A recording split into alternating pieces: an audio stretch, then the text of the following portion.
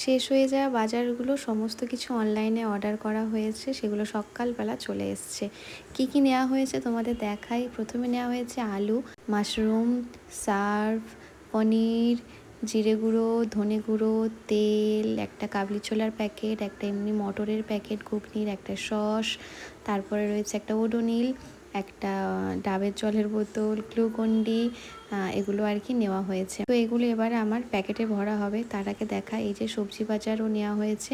আমাদের সবজি বাজার কিছু তেমন ছিল না, তেমন বলতে কিছুই না, শুধু আলু, পেঁয়াজ, আদা, রসুন ছিল, তাই সবজি বাজারও সব নেওয়া হয়েছে। তো আপাতত মোটামুটি ঘরে একটা সংসারে যাবতীয় জিনিসপত্র রয়েছে, যেগুলো কদিন ধরে আমার প্রচুর অসুবিধা ছিল না বলে। একমাত্র শুধু একটা জিনিসই নেই, শুধু চাল, সেটা আমরা আজকে রাত্রে কিনবো। তো এদিকে সমস্ত যে মশলাপাতিগুলো নেওয়া হয়েছে চার কোটোতে ঢেলে দিয়েছি। এবার তেলটা ঢেলে দেবো। প্রত্যেকবারে ভাবি যেন একটা করে কাঁপা কিনবো তেল ঢালার জন্য, বা একটা তেলের জন্য এখন সব অনেক রকমের ফ্যান্সি বোতল পাওয়া যায় না, নেব, কিন্তু কি বলতো হয়ে ওঠে। ভেবেছি যখন নিজের ঘর করব, যদি করতে পারি কখনো নিজের জন্য, তাহলে আমি তখন সমস্ত কিছু সাজানোর কিছু কিনবো।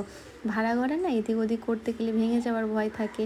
আর সত্যি কথা বলতে ভাড়া ঘরে না রুমালিটা বেশি কিছু গুছাতেও দেয় না, তাই যেখানে আমি কিছুই করতে পারি না, তাই এত কিছু নিয়ে কি লাভ, তাই কিছুই নিই না, যেমন আছে তেমনভাবেই থাকার চেষ্টা করি।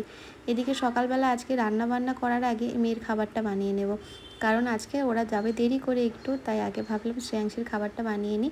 শ্রেয়াংশীর জন্য দুধ সুজি বানিয়েছি অনেক দিন পর। এখন পনিরগুলো কেটে নেব। আজকের পনিরের তরকারি করব বহুদিন পর।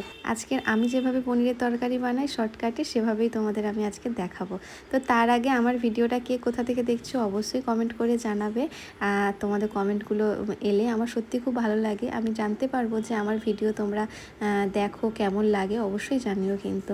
তো চলো শেয়ার করি কিভাবে আমি পনিরের তরকারিটা বানাই, আর তোমরা কিভাবে বানাও সেটাও আমাকে কমেন্টে কিন্তু লিখতে ভুলবে না।